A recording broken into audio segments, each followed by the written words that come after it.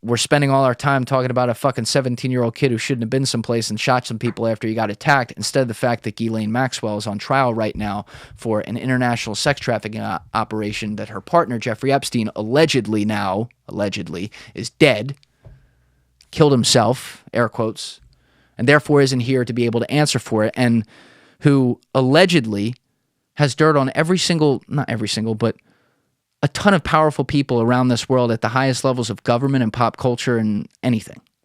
We're not paying attention to that trial. This is one of the great questions in our culture. Where is the nuance? You're giving opinions and calling them facts. You feel me?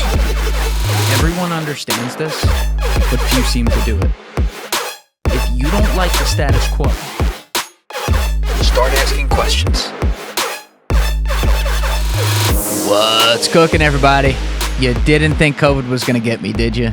Come on. This show's just getting started. I can't be taken out by COVID so soon.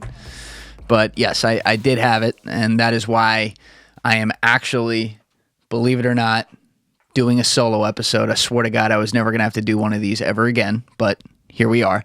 Because while I am now coming out the other side, I still have a couple days left of the whole quarantine thing, and I had to cancel all my guests over the past 10 days or so. So you just get me today. But yeah, not fun to have it.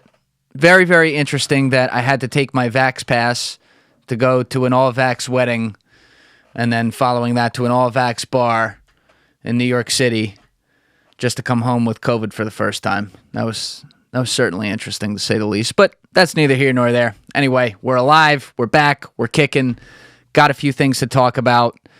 I am certainly not going to do the regular 3 hours or anything like that. I can't even stand listening to myself talk for like 10 minutes, let alone like 45 or whatever we'll do today. But I made a promise when this podcast began that I would give you an episode every week. And at some point, 3 years in or something, I might take a vacation for a week or two, so forgiveness for that ahead of time. But for now, while we're building, we put out episodes when we say episodes are coming out. So I have been working on my schedule. We're going to have a very good slew of guests that are pretty much booked out for the next 8 weeks or so. So I'm excited about that. We'll be back to the whole guest format.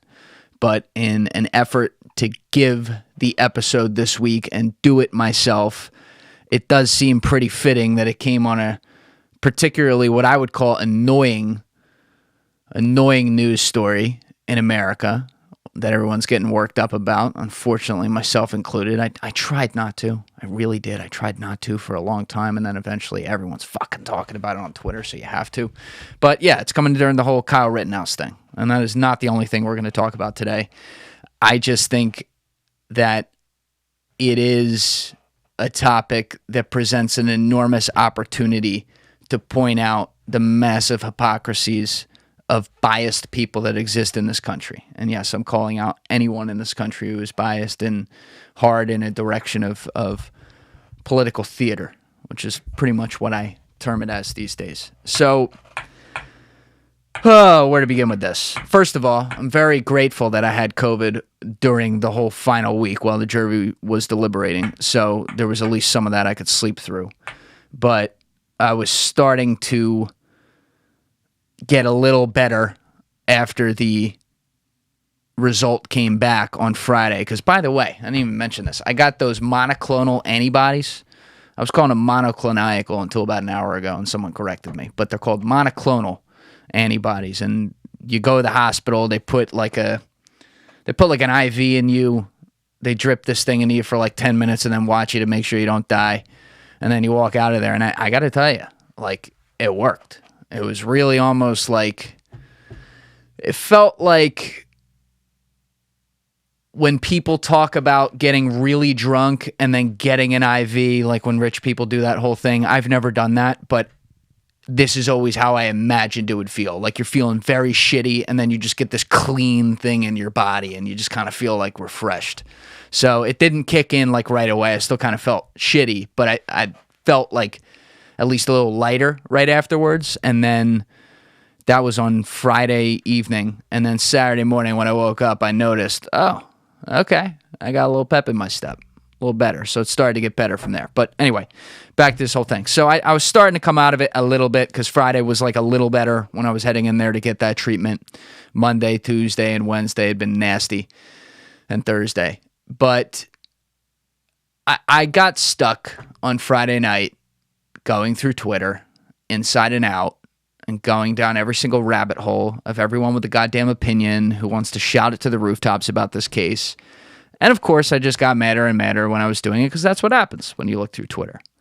But it is, the reason I say it is a great opportunity to take a look at where we stand here is because of the utter stupidity of biased opinions that were being put out there without any facts. So I'm going to relate this to a couple other totally separate trials as well. We're just going to start with Rittenhouse because there are two other trials, and there's more than that, but there are two other trials that just went on that I've done, at this point, I would say very good research on, that I was not as fully aware of before last week. One of them I did know about. The other one I had no idea about. So again, very important you go out and actually look this stuff up. But there were two other trials I want to get to kind of wrap this all around and show why everyone ends up showing their ass. Like, even if they're right about something or more right than wrong about something, they end up being wrong on the next thing because now it doesn't fit their needs. Kind of a convoluted way of saying it, but you'll see what I mean. So, by the way, as I just alluded to right there with the whole research thing, let me just get this out of the way out front because I'm going to rip on people for not doing their research today. Listening to me talk about this, despite the fact that I am going to at least list off a few sources here, and I will let you know what those links are and everything, even just listening to me and then drawing a conclusion from that is a problem. Don't do that. Go out, read everything on the right, read everything on the left, and then try to find the things that are in the middle. I just read both sides, I do what I can do, and I go from there. And I end up reading a lot of volume on things that I really care about, that I want to be well informed on. And so I would say I'm still getting there, even with Rittenhouse, because there's so much shit out there, to say nothing of all the evidence that they have with the video and the analysis of it and things like that. But it is just so important that you actually take the time to look past the headlines, look past the tweets, and actually try to make sense of it yourself and draw your own conclusions. I always say that, but it's, especially if I'm just the one talking to you in this episode, it's a very, very important disclaimer. But on this case, let's start with the right wing because they're less wrong on this one. They're more in the correct on this case than they are wrong. The left is a little more wrong about the Rittenhouse one, so I'll get to them. But on the right side, they're correct to say that, in my opinion, that this was a self-defense case. I'm not going to go through every single particular of the evidence. Again, I would encourage you to please review that yourself, including the videos. But just as a very broad outline, there were 3 quote-unquote main victims, so to speak here. 2 were killed. 1 was injured with a shot in the arm. The first victim, Joseph Rosenbaum, was killed when he chased down Kyle in a parking lot. And maybe I'll put that video in the corner too, so you guys can see that while I'm talking. And it's like a drone video. It's from far away. But he chased down Kyle in a parking lot, went in between cars, and then was lunging for Kyle's gun, as one of the key witnesses right there on site also pointed out. Also appears to be that way on the video. And Kyle turned around and shot him because they were kind of pinned between cars, and he died. Obviously very unfortunate that anyone has to die. And I'm going to get to the whole way that this should have never fucking happened. But in my opinion, you look at that, pretty clear self-defense. The next 2, where you had a killing and an injury, and the person who was injured, the Gage guy, or however you say his name, he testified as well at the trial because he's alive to testify. But Kyle had killed Rosenbaum, and so all this craziness is happening in the streets, and so he has people running after him like, oh, you killed this guy, whatever. And so he runs up the street, and then he's greeted, however the fuck you want to say it, by all these other protesters. And the first guy, I believe his name was Anthony Huber, I don't have it in front of me, but he attacked Kyle with a skateboard. So he had a skateboard, and he ran at him and hit him over the head with the skateboard, knocked him on the ground. Now, this is a blunt force object. Kyle Rittenhouse is a 17-year-old kid. He doesn't look like he particularly benches a lot either. I mean, he probably benches okay, but, I don't want to rip the kid totally. Doesn't look that strong is the bottom line. But he's on the ground, and immediately, I think in a span of 1 second, fired 4 shots because he was very clearly in danger. That is completely on video. You can see it. That one, I don't know how anyone can make a case that he didn't do exactly what anyone else would have done in that situation right there. The last victim, the one who lived, then approached him with a handgun, and Kyle didn't kill him, but he shot him in the arm and stopped this guy from killing him. That one's really straightforward. So you look at this whole thing and you're like, all right, this is very straightforward. It's self-defense. Sure, it was.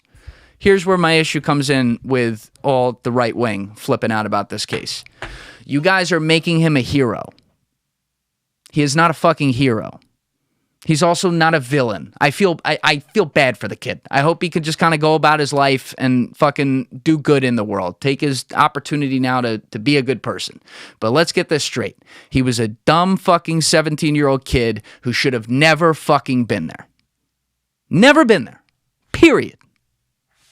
Never should have showed up. There's no good that could come of that. There's no good. You want to protect a few businesses? Okay, someone else will do it. The 17-year-old and the gun thing is a whole separate thing too, and there are some questions there.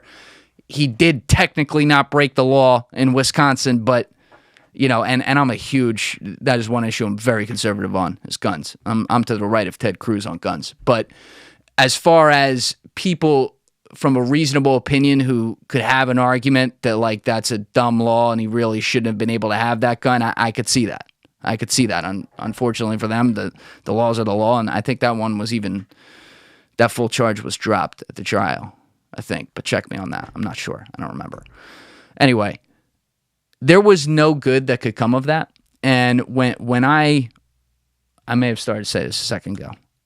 See, when you don't do this whole solo pod all the time, you can't remember if you said something or didn't. I mean, the people that do this, I have so much respect for it because it's fucking impossible. Just talk to yourself for 45 minutes. But if I repeat myself a couple times, my bad. I'm not the pro at this one. I'm the pro at talking to people, hopefully.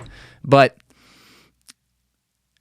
when you're young, a lot of our parents, mine did, I know a lot of my friends did, used to teach you a very common concept of judge the good and the bad, the pros and the cons that can come from a situation. Before you go to do something, ask yourself, is there anything good that can come of this?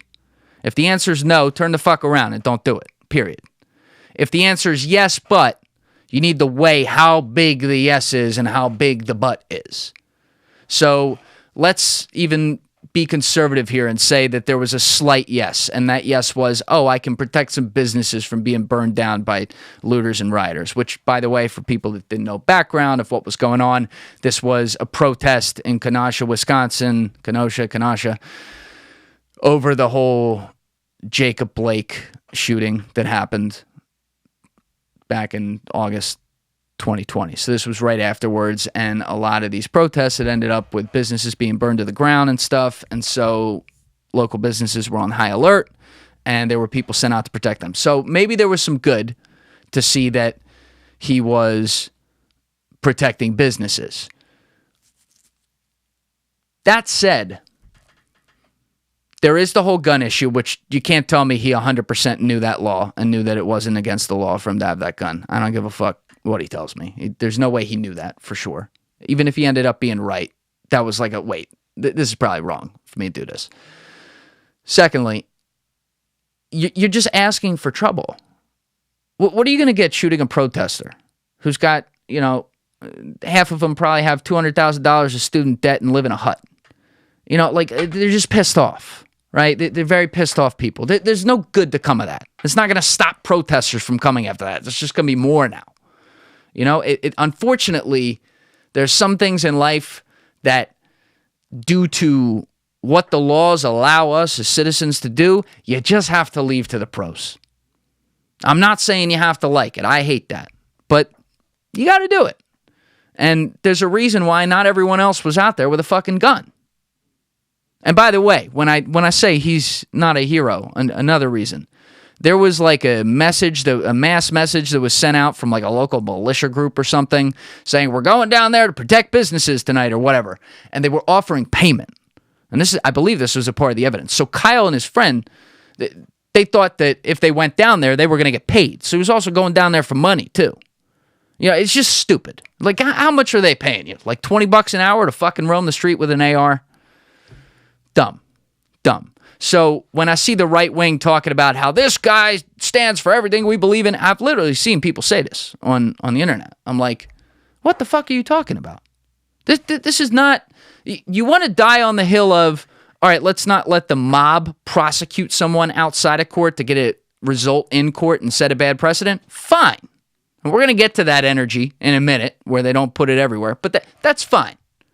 Don't then make him out to be a saint and a martyr, which, by the way, also isn't even fair to him because there's no way he could live up to that.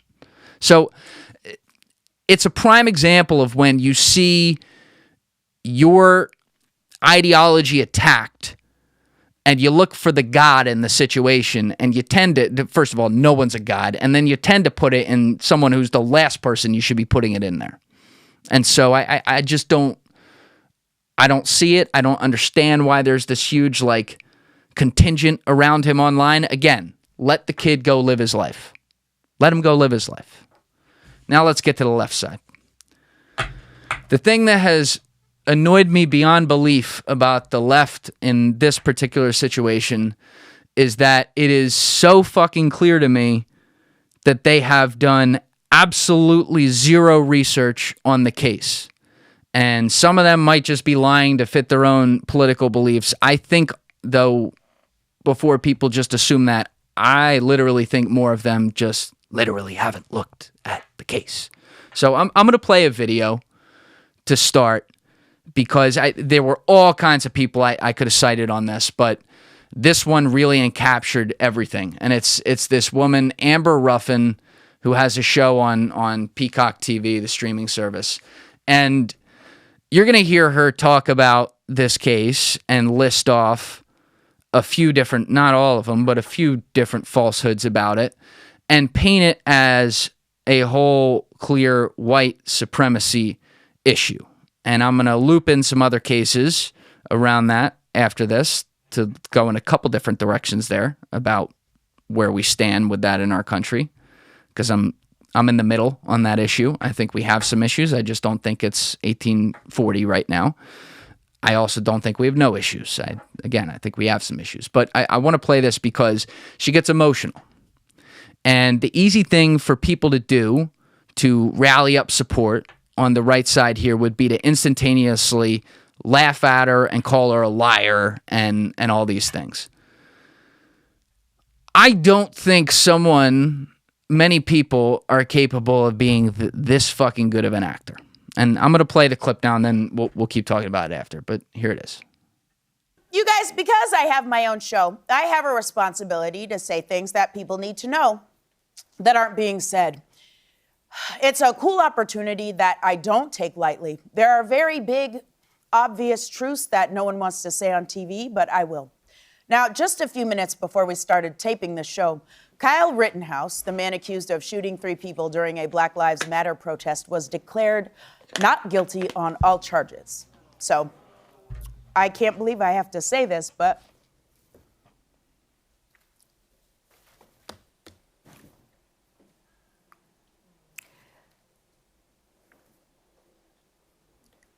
it's not okay for a man to grab a rifle, travel across state lines, See, she is emotional. and shoot 3 people and then walk We're going to free. get to that myth, though.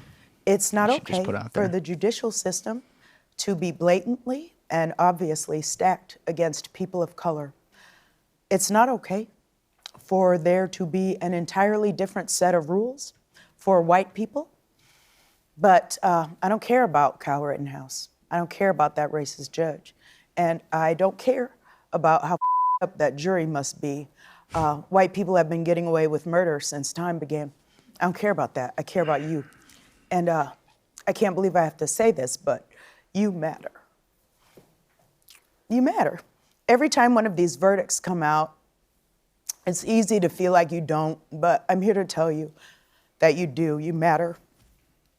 You matter so much that the second you start to get a sense that you do, a man will grab a gun he shouldn't have in the first place and travel all the way to another state just to quiet you.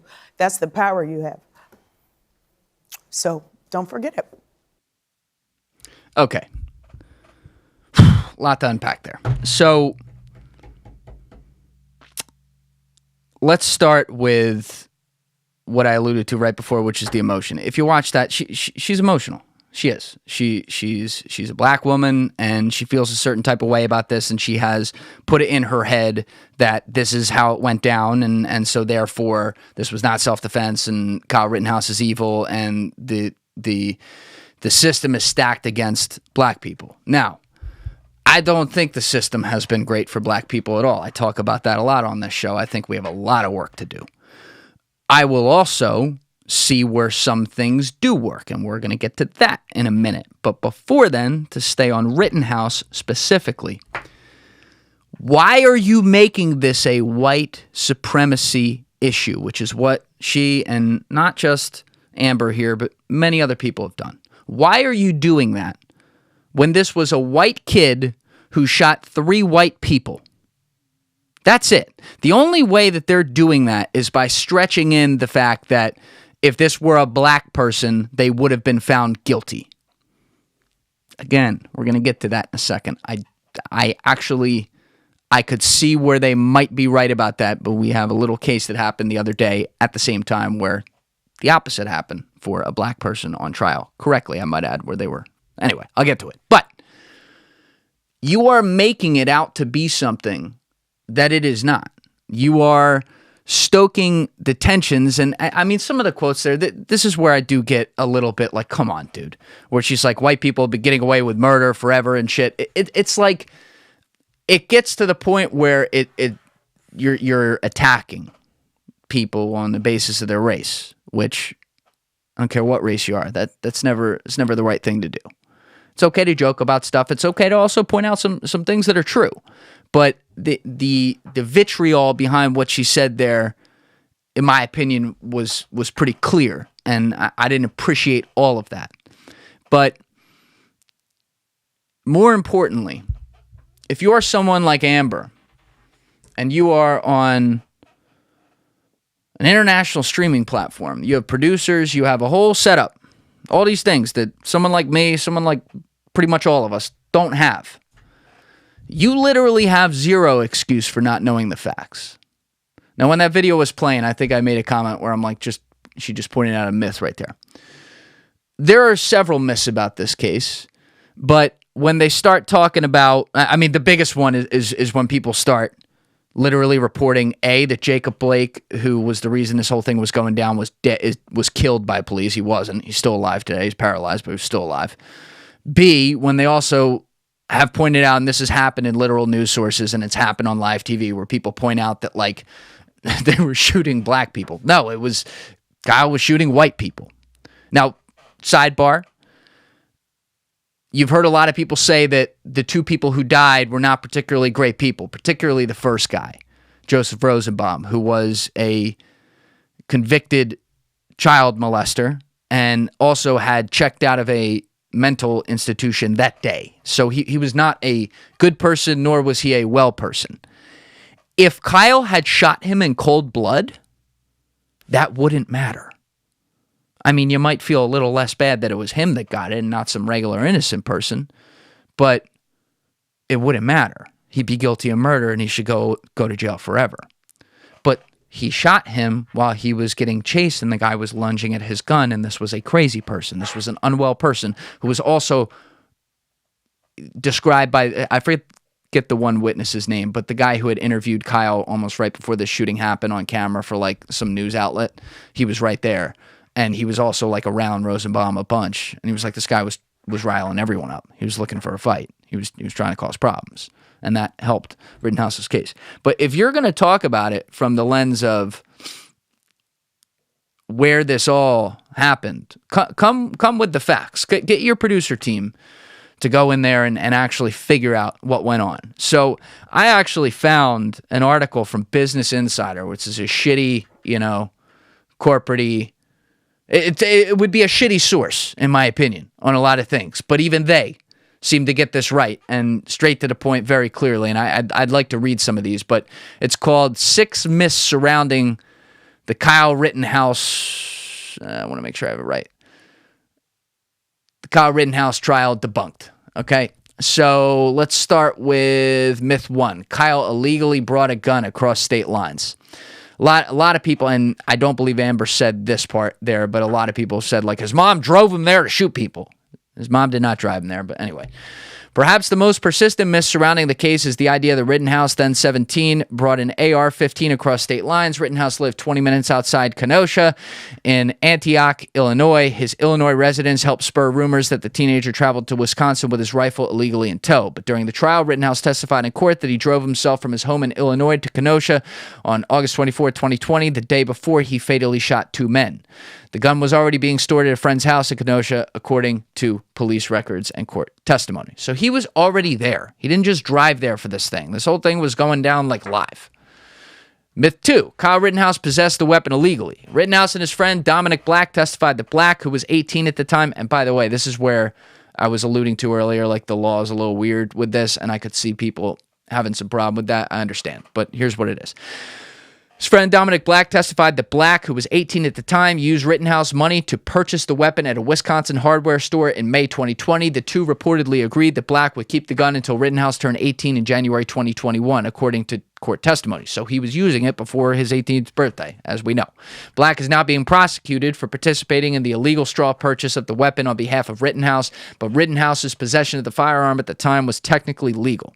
Earlier this week, Judge Bruce Schroeder, he threw out a count of possession of a dangerous weapon by a person under 18 after Rittenhouse's defense argued the rifle was not short-barreled, capitalizing on an exception to the Wisconsin statute involved in the barrel length of the gun. And the other issue here that I was also trying to point out is like the whole age thing and like, is he even allowed to use it if he doesn't own it and he's below 18? Wisconsin laws were a little weird on that. So again, like he was okay under their laws, but yeah, that was another stupid decision. Hence why, again, like I'm not sitting here calling this kid a hero. Myth 3, Kyle Rittenhouse's mother drove him to the protests in Kenosha. That we already kind of covered. She didn't drive him there. He was there a day ahead of time. And then what was the final myth?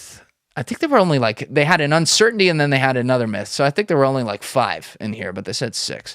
Rittenhouse went downtown on August 25th to answer a call to arms put out by a Kenosha militia group. Oh, they said this was a myth. So strike what I said a few minutes ago. I'm not sure about that. A Kenosha Guard militia group on Facebook did issue a call to arms ahead of the violence on August 25th, but the tech company later confirmed that Rittenhouse had not been a follower of the flag page. This is what I got mixed up. So my bad. A few minutes ago, I got this mixed up. Rittenhouse testified that he and Black went downtown because they were invited to guard the Car Source, Kenosha car dealership, during the unrest and were under the impression that they were going to be paid. So look at that. Even I got something wrong talking about this damn thing on here, hence why you have to do your own research. But I had it halfway. He thought he was getting paid to be down there. The militia group did send out something, but he wasn't even following the page. So he was just going down there to get paid and protect the business and play hero. And that's not what it is. So, oh no, there is one more. Sorry, there were 6. Kyle Rittenhouse is a self-identified white nationalist. And then below that just says exactly what you think. He's not. So, anyway, these are the types of things that people have not looked at. These are the types of things that I wonder if people ever even, it's clear to me, they never really watch the videos. I mean, what is someone supposed to do? And there were people outside the courthouse who were just there watching, who weren't protesting on either side or anything, who were just like, wow, this is wild, who were being quoted as saying, like, yeah, I don't know what else he's supposed to do. Like, he's already there. That was dumb, but that's not a crime. And then, I mean, the last thing you do when someone has a gun is go for it. And the first guy went for it. And then the next 2 guys, what's the other last thing you do when someone has a gun and you don't? Attack him with a blunt force object that could kill him. Because guess what? Now he's got a quicker way to kill you. And if his life's in danger and he's on the ground, he's going to do it. So that's what he did. So seeing the perpetual misinformation come out, I mean, he was labeled as an example of a white supremacist last year. and seeing the court of public opinion try him and consider him a monster for so long, when if you just looked at the evidence, you don't have to sit here and say the guy's like a good guy or a bad guy. He was made a dumb decision and was there, and then other people attacked him, and that's not on him, unfortunately, even if you want it to be. When you see all the people putting this out, it makes you wonder about how gullible our society is. And probably one of the worst things I saw was what happened with Biden on Friday, because Joe Biden, I guess, was coming off a Marine One or something on the South Lawn shortly after the verdict came down. And so on camera, the press pool got to him and said, hey, the final decision with Rittenhouse just came down. What do you think? And I thought he gave a very good answer. He said, and Joe Biden's a lifelong lawyer. He's been, this whole weird time we're living in, he's been a lifelong moderate-y kind of political guy. And so he gave an answer that I respected, and it was something along the lines of, look, the jury has spoken, they made their decision, and we will abide by it. The system works. It works. That's exactly what I want the president to say in a difficult situation. If it's the O.J. Simpson trial, okay, maybe I could see an exception there. But again, maybe there's no exception. Maybe that's what you have to say every time, including that. But that is the exact down-the-middle, objective thing that a president should say. Great leadership. Then he goes into the White House. So now Biden's in the White House, and 90 minutes later, what do we get? We get a written statement on his Twitter feed that I'm not going to read because I don't have it up, that says all these things that are signaling the complete opposite, like how sad and sorrowful he is over this, how much it must anger people, and I understand you may want to riot, but we're going to have safe streets. Don't do that, which is like, wink, wink, I know you're going to do that already. And it's like, he didn't write that. He didn't want to put that out. You got the honest Biden opinion when he got off the Marine One. And then he went in the building and his whole fucking team and administration and handlers or whatever decided, no, this is what we're going to say. That's a problem to me. That's another huge problem. So I could go on and on about this all day, but I said there were two other cases, and so I'm going to get to them now. The first case that I want to point out is a case that I knew absolutely nothing about, didn't know this person existed until Friday, because it happened to line up with its decision coming down at the same time that Rittenhouse did. It came down Thursday or Friday, so same time. And it's this guy, Andrew Coffey, in Florida. Andrew Coffey is a convicted felon, and I looked up what his felonies were. It's going to sound bad after I tell you what the case was, but his felonies were from like 2010 and 2012, where it was resisting arrest, I think, or something like that, and then the second one was battery on a law enforcement officer. So the reason I say it's going to make this a little more interesting is because he was on trial for, I think it was a couple homicides of police officers, and he was acquitted. There was one charge he was found guilty of, possessing a gun as a convicted felon, so he's had time served. I think he's going to do a little bit of time on that. I'll get to that in a minute, but I hope the judge, I think this guy's like a decent-ish guy. I don't know. Just my kind of read on it. So I hope the judge is like, look, you've been through hell for 4 years. Look, you shouldn't have the gun, but the gun also may have inadvertently saved your life having it. I don't know. Anyway, he was acquitted of all the major charges, which were the homicides. And if you review the case and the facts of it, it's 100% correct. The jury did a great job. And different kind of case, in the same ballpark, though, of self-defense as Kyle Rittenhouse. And for the same reasons, a white guy, Kyle Rittenhouse, I will say the same thing, and a black guy, Andrew Coffey, I'm going to say the same thing, because the color of skin should have absolutely fucking nothing to do with it, just like everything else in this country should have nothing to do with the color of our skin. I understand that, unfortunately, we still live in times where that happens, but this is an example of where the system actually worked on the same day, in my opinion. So Andrew Coffey was in his home when police were executing a search warrant for his father, not for him. His father was dealing oxycodone and all that shit. But anyway, it's in the morning. He's there with his girlfriend, and he wakes up and he sees a barrel of a rifle through his window, and he thinks he's getting robbed. So he grabs the gun and starts shooting back, where where the guns are, and unfortunately his girlfriend was killed. As the cop shot, like, I don't know, 15 in there, 20 in there or something. She gets killed. He lives. He clipped her and killed her. I forget, actually, if it was one or two. But there were homicides of police officers from his gun. And so he's put on trial for this. Convicted felon whose felonies have to do with law enforcement tussle-ups, and found to be not guilty. Because what the fuck else was he supposed to do? Now, they'll say he wasn't supposed to own a gun because he's a convicted felon. Well, too late. He already did. And guess what? He woke up and was in life-saving mode because he's like, I'm about to die. I see guns. That's not normal. He didn't know it was a warrant. He was not awake when the warrant started. He wakes up hearing a lot of heavy noises, sees guns, and he shoots. If you have a gun next to you, you're doing the same fucking thing. 90% of you, I'll even be conservative, I'll say 9 out of 10 of you are doing the same thing. And so this was a guy who went on to trial for that. Again, killing cops, that's always, the judicial system protects that a lot. I'm not saying that's the right thing to do, but they do. Found not guilty. So on the same day that Amber Ruffin's talking about how you matter and the system is a white supremacist system that in similar situations would never find a black person innocent or not guilty. On the same day, you had a black person found not guilty in a red state, too. This was in Florida, in a Florida court. You had him found not the same place that acquitted George Zimmerman. Let's add that to the record there. Found a black man not guilty of killing police officers, which he did, but he had a right to do it, given the circumstances. So, give me the energy across all of it. Give me the same energy across all of it. Don't just cry at the one thing that has attention because the media knows they could do things to piss people off and get our attention and make money like they do on something like Kyle Rittenhouse, which shouldn't have been a case, but if it was, I shouldn't have to fucking care about it.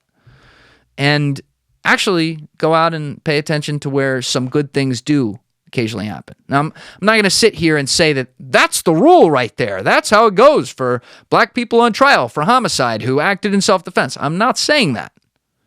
I do think there's some stacked things in our system that need to be more equitably figured out here. But I'm saying there are times where it does work. So don't cry to me and tell me that it's the worst and that it never works and that we're all fucked. I don't want to hear that. I don't want to hear that. Now, there was a third case, and this happened the day before. And this is where I'm going to get the right side because you could give them some credit for at least being correct that, in my opinion, that Kyle Rittenhouse was acting in self-defense. But the funny thing is, they play right into stereotypes by then having the complete opposite energy for someone the day before who was on death row. So there is a case of a man named Julius Jones in Oklahoma. Now, this one I had some familiarity with, but I really got a lot of familiarity before I came to do this because I was watching it last week and seeing what was going on, and I want to make sure I understand all the nuance of the situation. But Julius Jones is on death row. He's been on death row since, I guess, 1999 in Oklahoma. I think I said that, but in Oklahoma for the killing of a man in front of, I believe it was in front of his daughter and maybe his sister too. And he was 19 years old when it happened. And so he's been in jail for half his life and he has always maintained his innocence. And so his case in recent years has generated a lot of interest because the Innocence Project, which is a foundation that helps turn over wrongful convictions, particularly the most heinous ones like life in prison and death sentence. They took up his case, I don't know, maybe I don't know how many years ago, but they've been on his case for a long time. So the Innocence Project drew attention to it, and then even Kim Kardashian West. Is that what you're supposed to say? I see people saying that. Isn't it just Kim Kardashian? Like, can't we just have nice things? I don't know. And now she's getting divorced, too. She's with Pete Davidson. Kim Kardashian. We're going with Kim Kardashian. Sorry. But Kim Kardashian took up the case. A lot of athletes, including Baker Mayfield and Dak Prescott, have taken up the case. And the details are this. As I said, it was the man who was killed in front of his daughter and sister. But the key the key things that found Julius Jones guilty were 3. Number 1, the eyewitness testimony of, I think it was the sister, who said that it was Julius Jones who did it, despite the fact that she described him as wearing a red bandana and having hair that was at least a half an inch thick when he was shaved down to the scalp at the time. So that was actually incorrect. And we also know eyewitness testimony, not to say it is all wrong, but it is one of, especially in traumatic situations, it's actually one of the more least reliable things. So like back to the Rittenhouse case, the guy who I mentioned who was there, who saw the whole thing, if not for the fact that we had drone video of the Rosenbaum part, his testimony I would have certainly some doubts about, because he was very traumatized by the whole thing. He struggled even reliving watching the video in court. So again, anyway, back to Julius Jones. The other 2 things were, at Julius Jones' home, the detectives found the murder weapon and the red band wrapped in the red bandana that had his DNA on it. And there's been arguments over the DNA that it wasn't conclusive. I think that I'll side with the prosecution and the state on that for now. I think it's fairly, the Innocence Project is fighting it, but like the other guy, I'm going to get to that. There was another guy involved who went to jail for being a getaway driver, but the other guy, the DNA test of red bandana proved that it couldn't be him. Definitely couldn't be him. And that there's only like a 1 in 100 million or something chance that it wasn't Julius Jones. The other guy, though, is where this case started to get interesting. So the other guy goes to jail for being the getaway driver. Now remember, there's one person in there that they could testify to seeing shoot the guy and go away. No one testified that, like, there were 2 people, to my knowledge. Please check that, though. So the other guy still goes to jail because, they proved he was there. And he said, I was the getaway driver. So he goes to jail for 15 years. While he's in prison, he admits to 3 people who, in coming forward, were given no chance at earlier parole or no cut on their time or no deal or anything. They came forward on their own recognizance or whatever and reported this, but he admitted to people that he had done the killing and that he had framed Julius Jones for it. And again, Julius Jones has always maintained his innocence. So back at the trial in 99, Julius Jones's attorneys, who I think were public defenders, not sure, we'll check that, but shitty attorneys, they didn't even have his family come and testify as alibi during the time. So never even put an alibi on the stand. And the red bandana thing is, and his mother asserts this, she's like, that bandana was not the same one worn at the crime. There's a red bandana, and not to get stereotypical here, but in his defense, let's get a little stereotypical. There's a black guy who owned a red bandana. There's a few of those in this country. I own a red bandana. I'm white, right? That's a fairly common thing. I own a blue bandana too. I own a green one as well. Maybe I'm weird, but either way, like that's a common kind of thing. It's also worth noting that the other guy, I forget his name, the getaway driver, came over to Julius Jones' house after the murder, and I believe stayed there for the night. So you don't think he could have hidden that weapon in a red bandana that was Julius Jones? Stuck on a little glove and made sure he lifted that in there? You don't think he could have done that? See, I think he could have done that. Now, what I'll say is that none of this is conclusive right now. I'm not ready to say, let this guy out of jail. He definitely didn't do it. I'm not there. But he was on death row. He was scheduled to be executed after years and years of fighting it.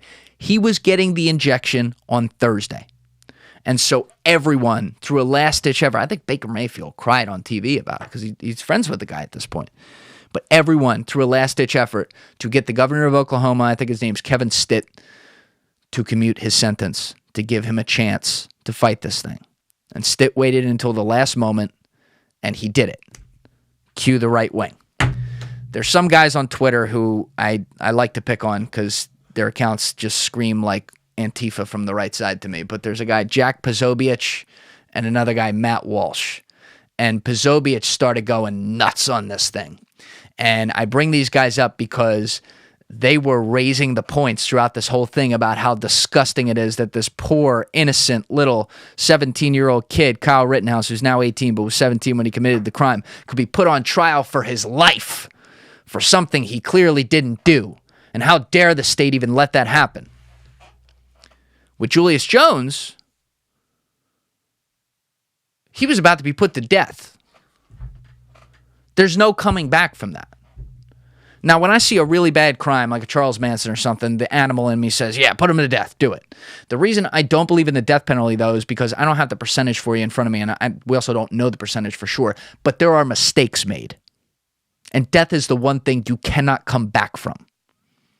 And so when you see a case, which, by the way, forgot to mention this, Julius Jones's death sentence hearing went before the parole board of Oklahoma. And mind you, this is Oklahoma, not exactly, known for their social justice warrior type backgrounds, if you know what I mean. But anyway, goes before the parole board this fall, I think it's September, and they voted 3-1 with one abstention to commute his death sentence because he could be innocent.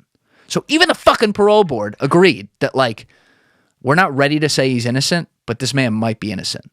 So when you have a shadow of a good doubt that somebody is innocent, don't you think that the same people who would be sitting here advocating for the state putting a poor 17-year-old kid on trial for his life for something he didn't do would also have the same energy for somebody who's about to be put to fucking death for something he did when he was 19 years old that he might have not done? No, they didn't. Instead, you saw Posobiec, or however the fuck you say his name, come out here. I think I have some tweets up. And say, let's see. First of all, he did the predictable thing. He immediately went to George Soros. So, yes, George Soros is a bad guy. His Open Societies Foundation does fund some of the Innocence Project. The Innocence Project is funded by, I believe it's more than half of it, is funded by individual contributions. So not Open Societies, not George Soros. And the Open Societies accounts for I don't remember the percentage, but it's not at all even half of the foundational support of it. So you can't control that some people are going to invest in stuff, and you can't control that people are going to take the money to be able to do it. I'm not saying I would have loved taking the money from George Soros. I might have a chat with them and say, I don't think you should have done that. But Jake Posobiec just went on a thing that means this whole case must be wrong. Because they're funded by the Open Societies. And then where was some of this stuff?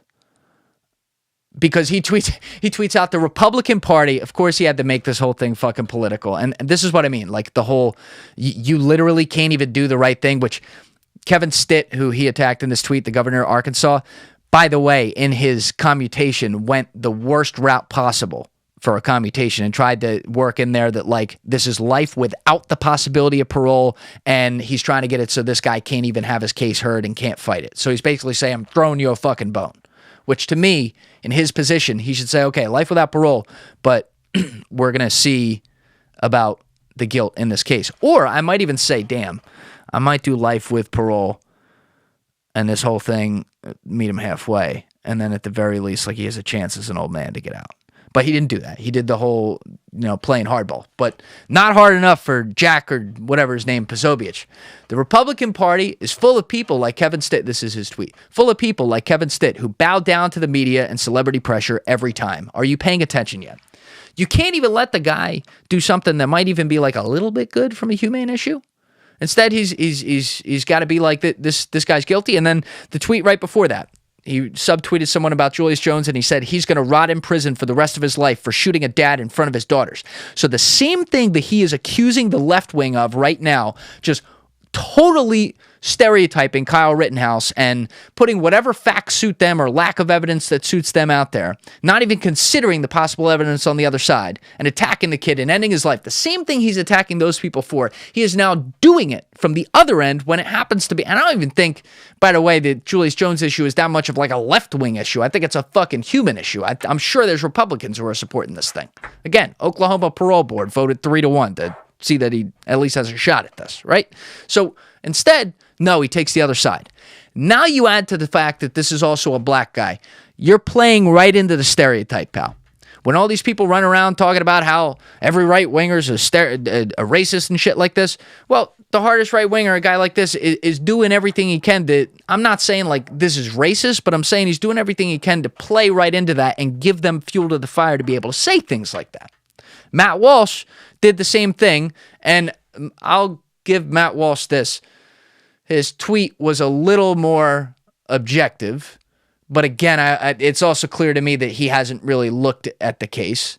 I don't like Matt Walsh at all, so I'm not one to really give him credit. He's one of the angriest fucking people on Twitter.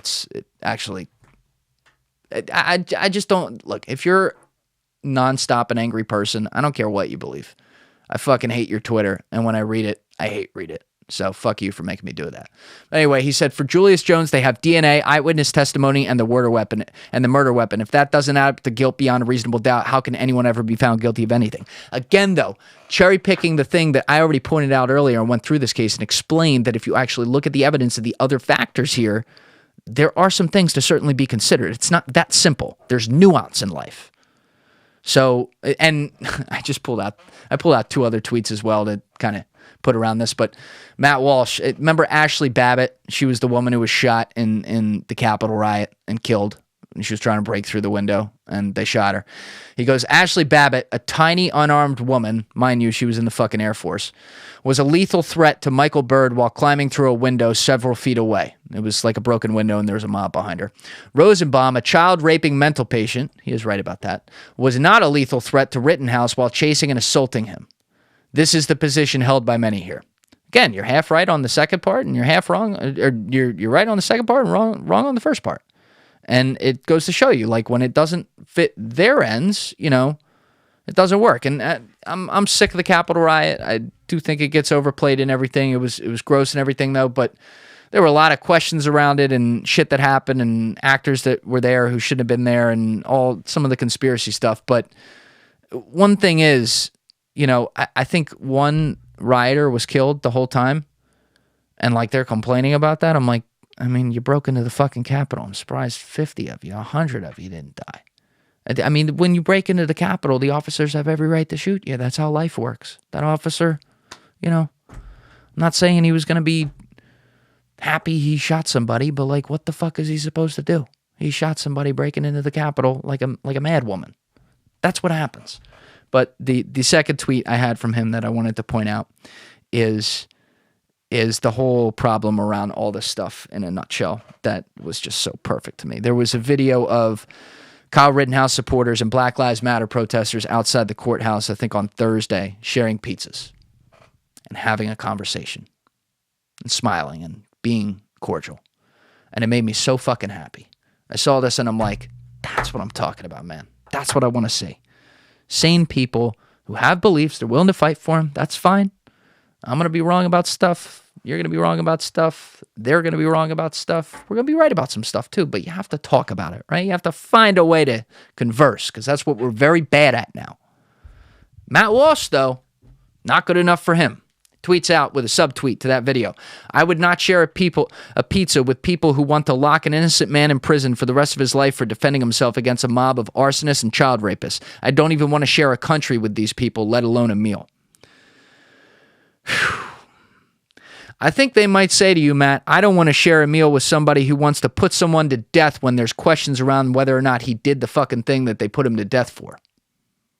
And I think they'd have a reasonable argument to say that, even if he ended up being guilty. There's a lot of evidence to point to the fact that he's not. So it's a pick and choose society. And this is a ramble today. This is what happens when it's just me talking and I don't have someone here to talk about it with. That's why I like that format much, much better. But I just find hypocrisies in all these situations, and this one was just so glaring and blatant beyond a shadow of a doubt with all the cases that happened at once last week, almost like a plan, that it had to be pointed out. And that's why I'm not going to tell people what to think or what to do, but I often point out how much being kind of above the noise and having been in the noise and been someone who's left and been someone who's right and knowing how I think, how I thought when I was in those two rabbit holes and what I thought of other people and how I conversed or failed to converse.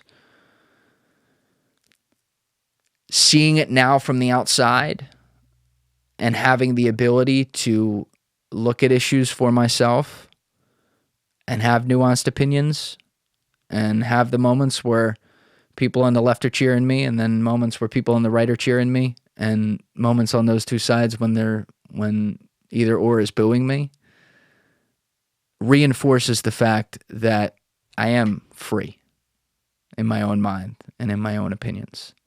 And I wish everyone could be that way. I know it's hard. It is. And like even now, that's why when I read the noise of one side, I make sure it's like a drill. It's like a mental drill I do. I make sure I go read the noise of the other side at the same time, or like right after. And I'll read them all for a while. And then I'll kind of like decompress. You know, like if I had recorded this podcast on Friday night, even though I still wasn't feeling great, like I would have been hot. I was feeling good enough to like talk. I would have been hot. Because I'd have been just pissed at everyone. And I still am today. But I'm sane. You know, I can at least like attack and talk about it. I can understand where people are coming from. You know, there's a lot of people who exist on the left and the right who think that for their own separate reasons, the country is being ripped away from them. I say that there's no better example of the distraction of the powerful few in this country than the fact that we're spending all our time talking about a fucking 17-year-old kid who shouldn't have been someplace and shot some people after he got attacked, instead of the fact that Ghislaine Maxwell is on trial right now for an international sex trafficking operation that her partner, Jeffrey Epstein, allegedly is dead, killed himself, air quotes, and therefore isn't here to be able to answer for it, and who allegedly has dirt on not every single, but a ton of powerful people around this world at the highest levels of government and pop culture and anything. We're not paying attention to that trial. Get out of the vortex here, people. There was, you know what? I was going to talk about some NFT stuff today, like with the metaverse, and everyone's throwing around that buzzword, and there's some stereotypes in the NFT community that I know people outside of it make fun of and don't like, but we'll have to talk about that another time. The short end of it is, I think people need to look at NFTs. They need to stop looking at it as just art, though there are projects that certainly lead with that and should, like our boy Wahid with Smiles Verse, which is incredible. His art is unbelievable. But NFTs are, I think they're more unlocking the next generation of interaction, and they're unlocking the pathway to the quote-unquote metaverse, which I have a lot of hesitations and excitement and hesitations and thrills and hesitations and all different emotions about, but we'll have to talk about that another time.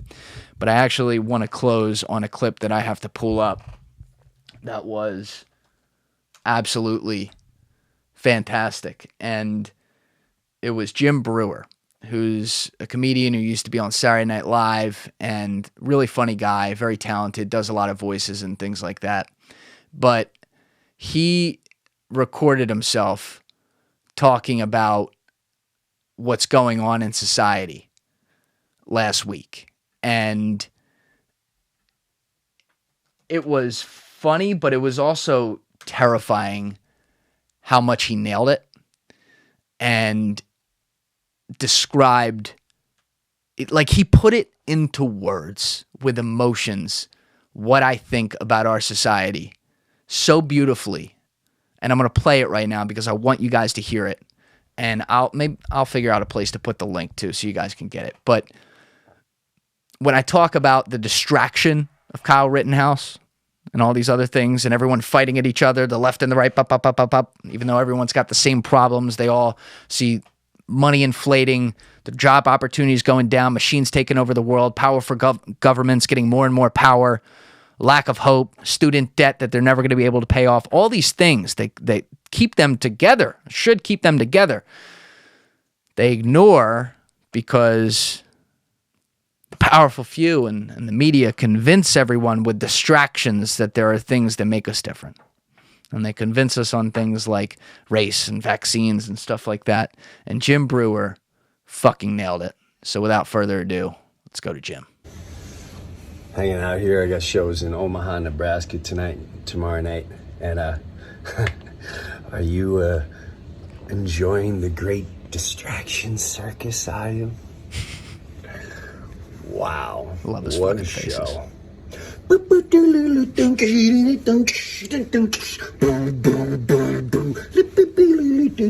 Let's talk about this Rittenhouse kid today. Well, clearly he's an American hero. Hero? What are you, some kind of animal? He murdered people. Yeah, no, it was in self-defense. Self-defense, he should have never been there anyway. What's a 16-year-old doing with a gun?